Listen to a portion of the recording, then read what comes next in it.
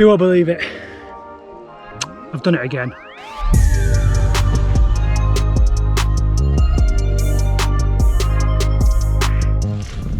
So I've literally done it again.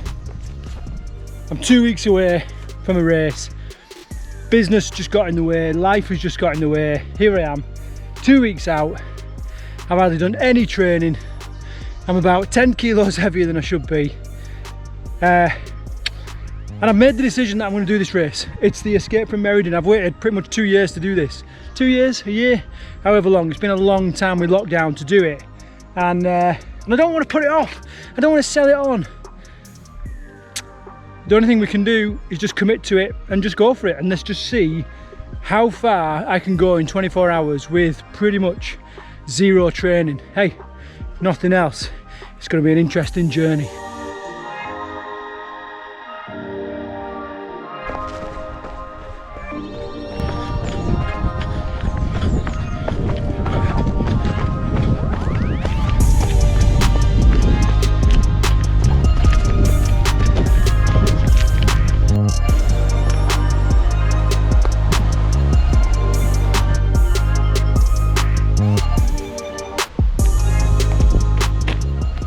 So 2 weeks, well no, about a week ago now, I had to make the decision as to whether I was going to do this race or not, because I want to get some support in place. I want to make sure that my food and everything that I can control other than my training, fitness and all that is taken care of. That's going to be the only advantage I've got. I decided after a couple of little runs that I would basically see how I was today. Okay, so I thought in a week's time I'm going to see how I'm doing. If I can run consistently for a week, I'll see how I feel. And today I have run consistently poorly, but I have been out every day and I do feel like there is a bit of a base there, and if, at the very least I know I can do 50-60 mile, you know, and then I'll get into the hurt locker and then it just boils down to willpower and determination and perhaps a little bit of stupidity. Not in that order, probably stupidity first. Anyway, I've decided I'm going to do it. I've started to line up a bit of a support team.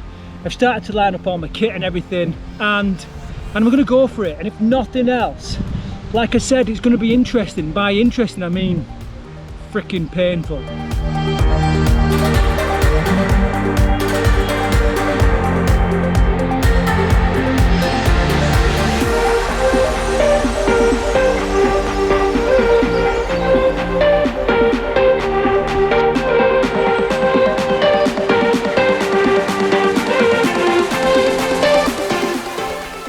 So in order for anybody to perform at their best, they need 3 ingredients. And those ingredients are: 1, you've got to have a certain amount of anxiety. You know, you've got to be a little bit scared, a little bit worried. I have got some anxiety and worried about this. The race is going to be predominantly on road. I'm not used to that. I'm used to trails. It's going to be a long way. I've mapped out a 110-mile route.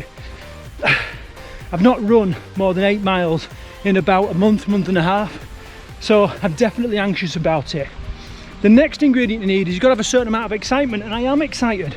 You know, I do love this kind of challenge. I love putting the films together for you guys, and the route that I've chosen quite tactically goes past a lot of my family's homes, which means some of my family and extended family and friends will be able to support me really easily. They'll be able to get out on the route, offer a little bit of support, give me a bit of water, maybe an ice cream, perhaps even a pint, I don't know. But anyway, that makes it really exciting for me. And there's a third ingredient, which I'm going to talk about in a bit.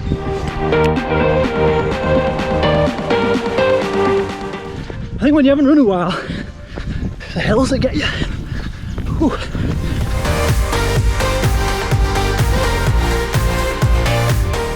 Okay, the third ingredient that you need to perform at your best is faith. You've got to have faith in what you're trying to do, you know, you've got faith in your own abilities, you've got faith in your kit, faith in your team. And I look back and I've done some pretty big events, races all over the world, different environments, and that has built up a certain amount of mental resilience and determination. I know I can push through when it hurts, and I know that when I start getting fatigued, I can make some decent decisions.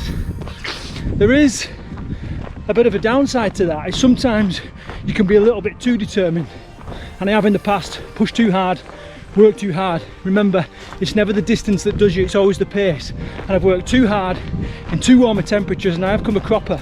But that in itself gives you experience, because failure is a massive motivator. I failed in the past, and that gives you a unique perspective, I suppose, on these kind of events and these kind of races. So they're the 3 ingredients that you need, and I'm working on them. You know, excitement will come.